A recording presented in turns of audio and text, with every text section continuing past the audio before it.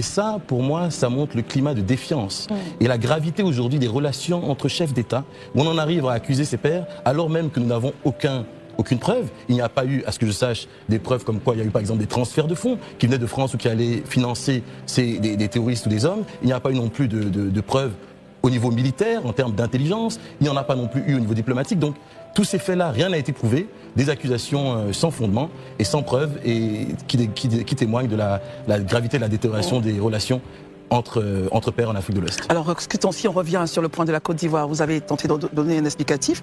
Regardons un peu le point du Bénin. Pourquoi le Bénin est accusé justement dans cette tentative par le Niger? Est-ce consécutif aux antécédents qu'on connaît entre les deux pays? Écoutez, on sait depuis quelques années que la situation entre le Bénin et le Niger est catastrophale. Là, des points d'achoppement, la frontière qui est fermée, ouais. Et avec le pétrole, je crois que c'est quand même plusieurs millions de dollars qui sont perdus par jour. Et il y a quelques semaines encore, il y a eu d'ailleurs un attentat contre ce pipeline qui maintenant est trouvé. Donc, je crois que le Bénin et la Côte d'Ivoire font partie, j'allais dire, des boucs émissaires préférés du Niger pour des raisons politiques.